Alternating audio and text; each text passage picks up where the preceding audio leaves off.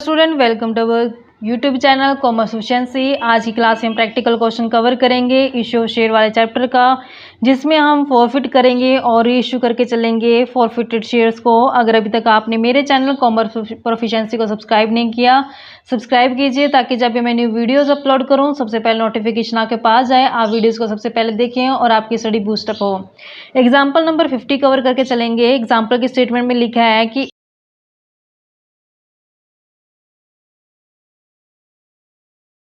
एक एक्स था, उसने इशू किए हैं 60,000 share 10 each at a premium 20%। तो 20% प्रीमियम के ऊपर शेयर इशू किए गए हैं। एप्लीकेशन के ऊपर 5 रुपये मंगवाए गए, जिसके अंदर इंक्लूड किया गया प्रीमियम। अलॉटमेंट के ऊपर 3 रुपये और फर्स्ट एंड फाइनल कॉल के ऊपर 4 रुपये। जो कंपनी ने रिसीव किया एप्लीकेशन वो 75। तो यहाँ पे 60,000 के लिए ऑफर किया पब्लिक को, लेकिन 75,000 की एप्लीकेशन रिसीव हो चुकी है। तो यहाँ पे ओवर सब्सक्रिप्शन हो चुका है। तो कंपनी ने कैसे लॉट किए हैं, कहते हैं जो एप्लीकेंट थे 40,000 शेयर उनको फुल लॉट कर दिया, 25 वालों को 20 शेयर दे दिए और 10 वालों को कुछ भी नहीं दिया। A share holder to whom 200 share, कहते हैं कि ऐसा शेयर होल्डर जिसके पास 200 शेयर से अलॉट किए गए थे अंडर लिस्ट 1 के अंदर, पेड द फुल अमाउंट के, तो उसने फुल अमाउंट पे कर दी जो बनती थी उसकी। अलॉटमेंट के साथ ही उसने पूरा पैसे यानी कि एडवांस दे दिया उसने अपनी कॉल का पैसा अलॉटमेंट के साथ ही। अनदर शेयर होल्डर है जिसके पास 600 शेयर है, वो फेल हो गया पे करने के लिए अमाउंट ड्यू उनको, उसने कॉल नहीं दी।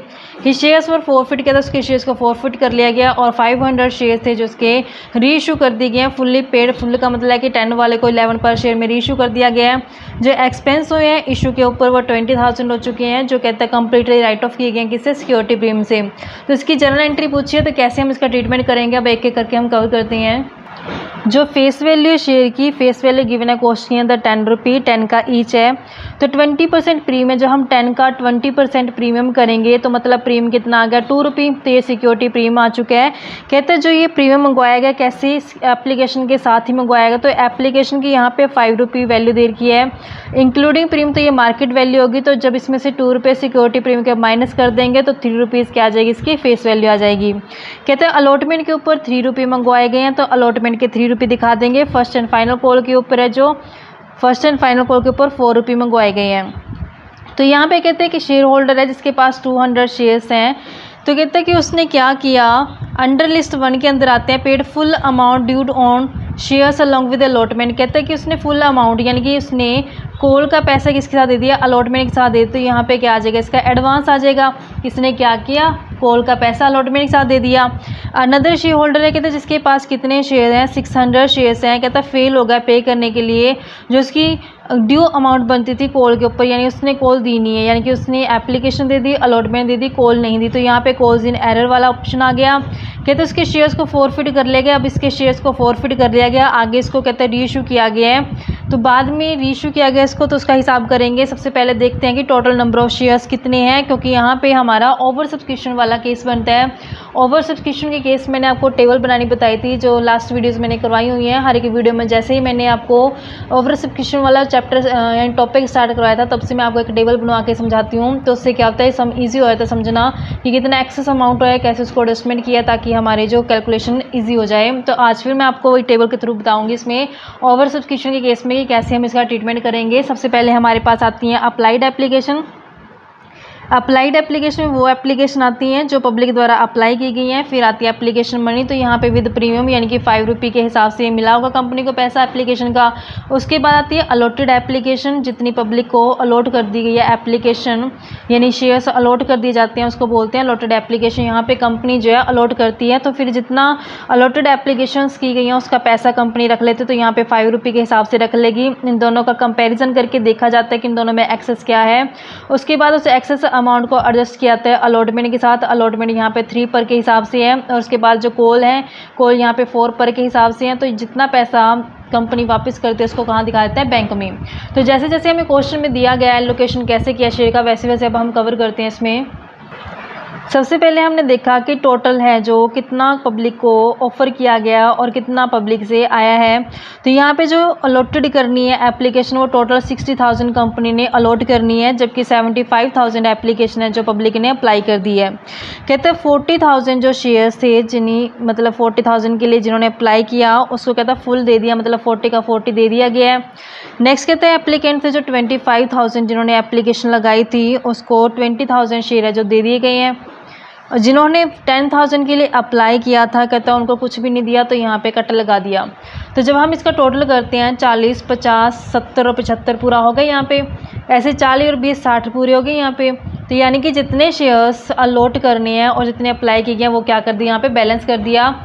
तो जब पब्लिक ने अप्लाई किया तो पब्लिक जो अप्लाई करती हुई एप्लीकेशन मनी करते तो यहाँ पे शेयर और यहाँ पे एप्लीकेशन मनी, तो टोटल कितना आएगा पब्लिक से 2 लाख रुपये, 1,25,000 और यहाँ पे 50,000, क्योंकि नंबर ऑफ शेयर्स को मल्टीपल किया जाता है रुपये से।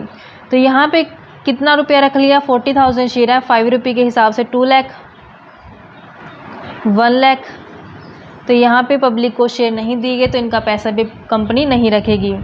अब हमने देखा कि 2 लाख रुपया रिसीव हुआ था पब्लिक से, 2 लाख रख ले तो कुछ भी एक्सेस नहीं है, तो कुछ भी एडजस्टमेंट करने की ज़रूरत नहीं है।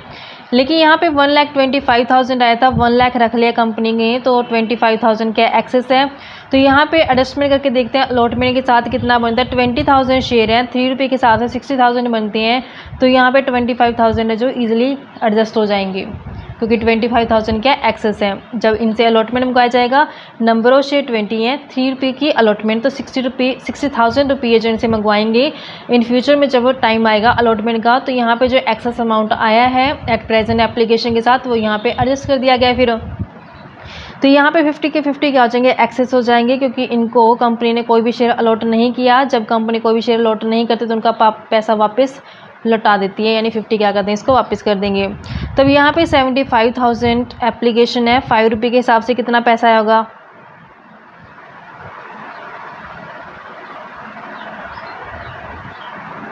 $3,75,000। ऊपर टोटल करो क्या 375 बन रहा है, 2 लाख, 3 लाख और 25 और 50, तो यहाँ पे 370 बन गया। तो यहाँ पे 60,000 शेयर 5 रुपये के हिसाब से कितने रख लिए, 3 लाख। तो ऊपर चेक करके देखो क्या 3 लाख टोटल बन रहे हैं। तो यहाँ पे 3,75,000 रिसीव हुआ है कंपनी को, 3 लाख कंपनी ने रख लिया, तो टोटल एक्सेस कितना होगा इन दोनों में, 75 हो गया। ऊपर चेक करके देखा 50 और 25 क्या बनता है, 75 बन रहे हैं। तो 75 का हिसाब कैसे किया गया, 25 तो अलॉटमेंट के साथ और 50 कहाँ एडजस्ट कर दिए गए हैं, वापस कर दिए गए हैं। तो इस तरीके से हमने एडजस्टमेंट कर दिया है। अब सबसे पहले जो एंट्री होती है वो होती है रिसीव करने की एप्लीकेशन मनी। तो कंपनी क्या एंट्री करती होती है, बैंक अकाउंट डेबिट हो जाता है, 2 में शेयर एप्लीकेशन, क्योंकि एप्लीकेशन का अमाउंट है जो कंपनी को रिसीव होता है, 2 में शेयर एप्लीकेशन अकाउंट के नाम से जो टोटल रिसीव हुआ है वो कितना रिसीव हुआ है कंपनी को, 3,75,000, 3,75,000। लेकिन कंपनी ने टोटल पैसा जो रखा नहीं है, सिर्फ जितने शेयर्स अलॉट किए गए उतने पैसा कंपनी रख सकती है अपनी शेयर कैपिटल के रूप में।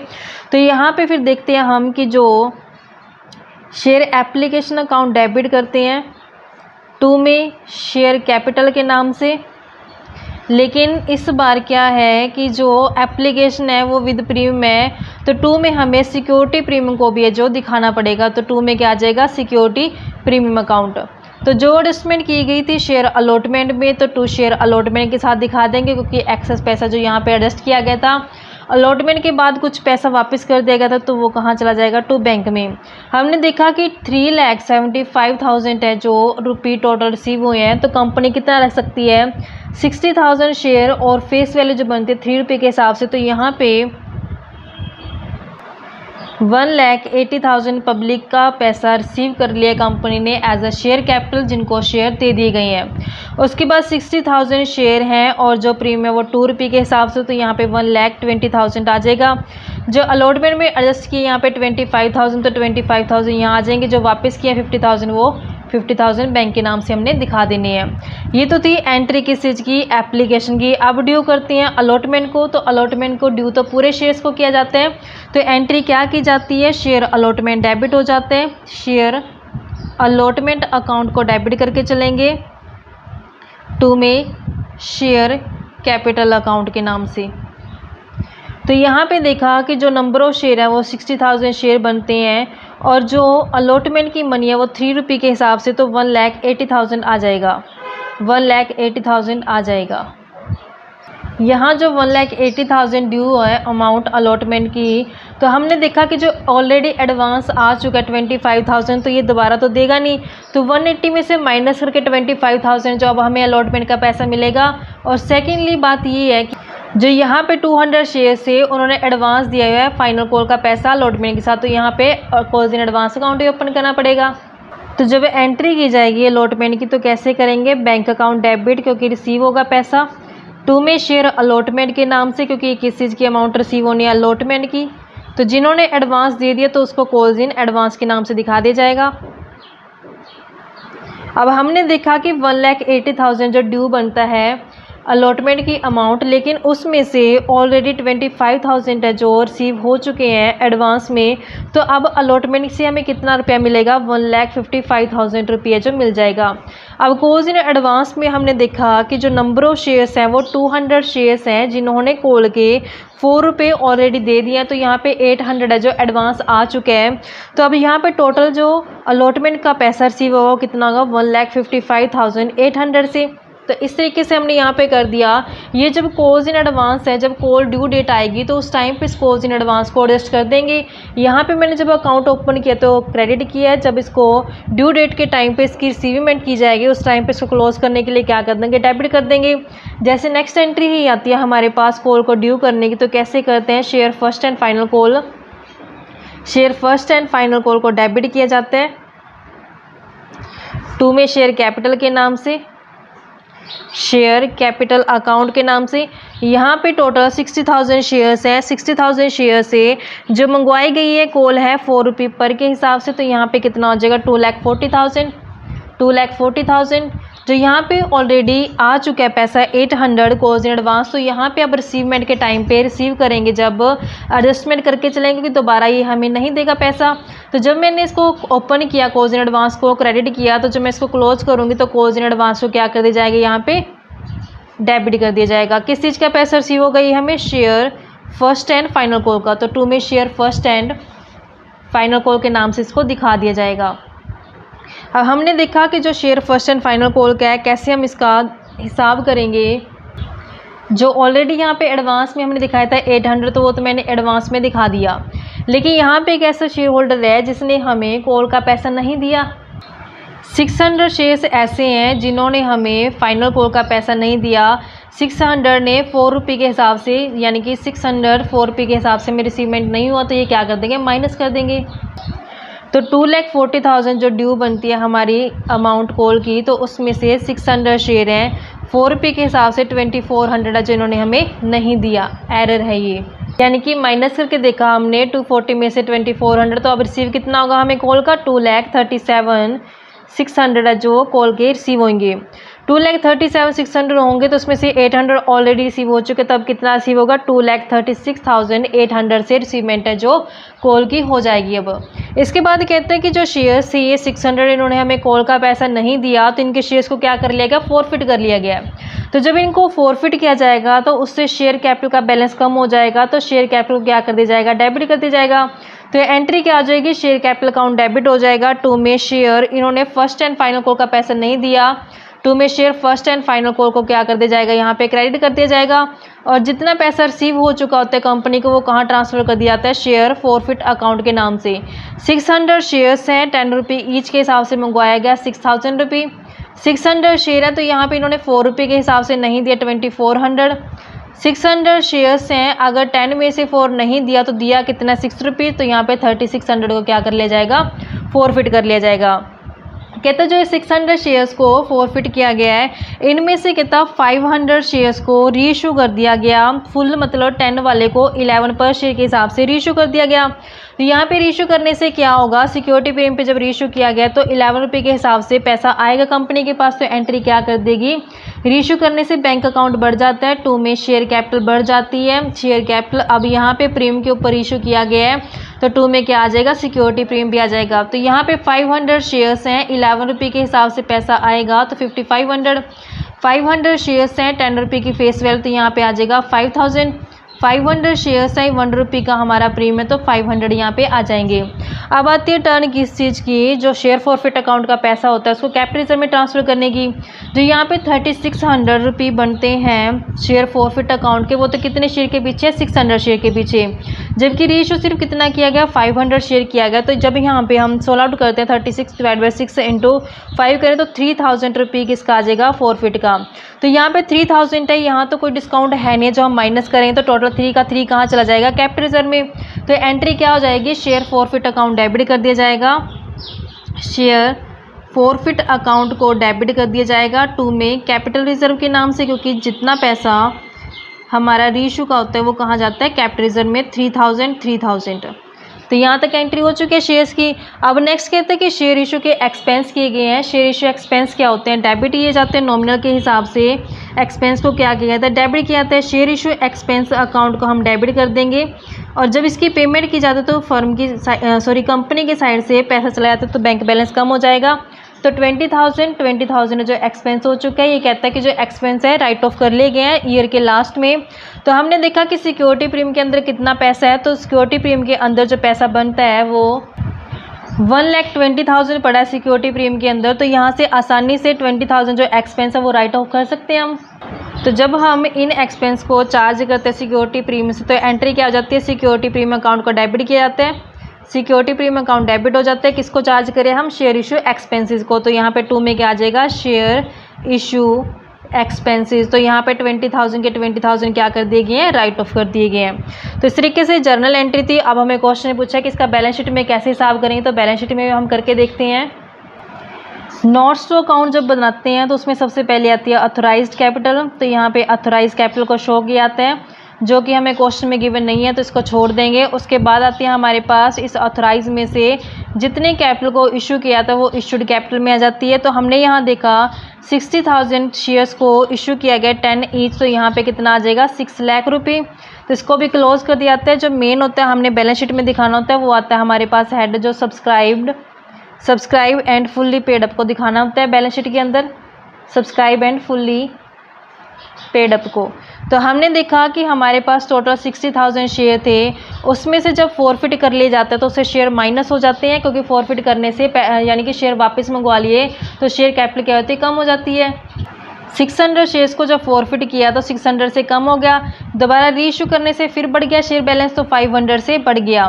तो यहाँ पे जब हम एडजस्ट करते हैं तो हमारे पास शेयर बन जाते हैं 59,900 सिर्फ शेयर बच गए इस बार, और 10 ईच का फुल लिए तो यहाँ पे कितना आ जाएगा, 5,99,000 के आ जाएंगे हमारे पास शेयर कैपिटल आ जाएगी।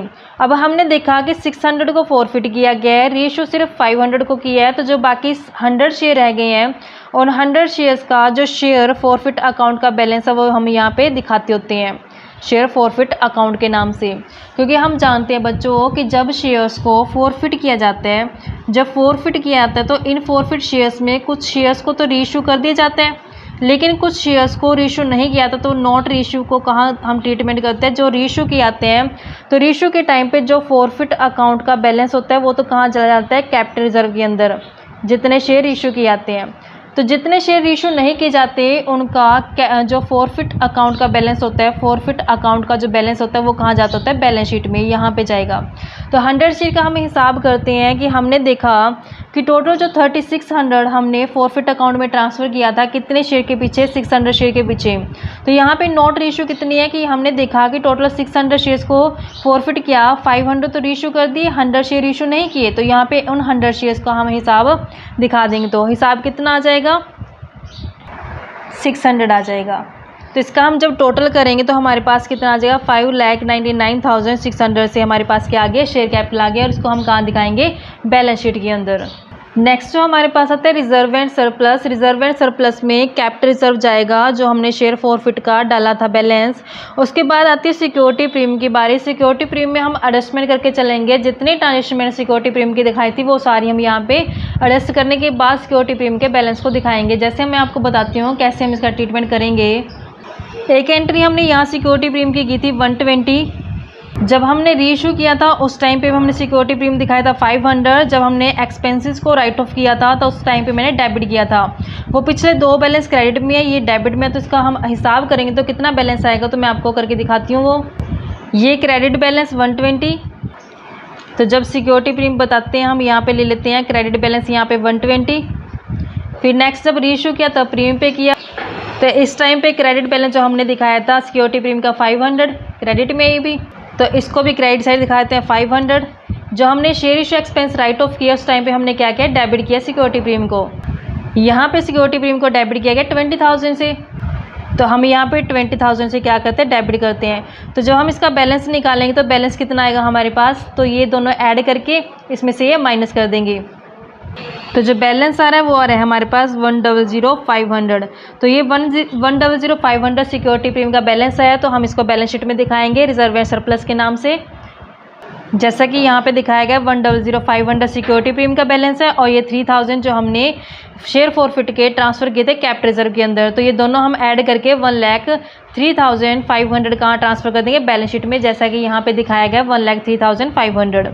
और नेक्स्ट आता है कैश और बैंक। जितने भी कैश और बैंक की ट्रांजेक्शन होती है वो सारी हम ट्रांसफ़र करेंगे, सो टोटल करें तो हमारे पास 73,100 बनेगा। तो इस तरीके से आई होप कि आप कर लोगे। कैश और बैंक अकाउंट को कितना टिपिकल नहीं होता, सारे बैंक बैलेंस होते हैं वो रिसीव करके, तो जितना उसमें पेमेंट की गई वो माइनस कर दें तो हमारे पास बैंक बैलेंस आ जाएगा। इस तरीके से बच्चों ये समझा, आई होप कि आपको क्लियर हो गया होगा। ऐसी रेगुलर वीडियो देखने के लिए आप मेरे चैनल कॉमर्स प्रोफिशिएंसी को सब्सक्राइब, लाइक एंड शेयर करें। अगर आपको सजेशन है तो आप मुझे कमेंट बॉक्स में कमेंट कर सकते हैं।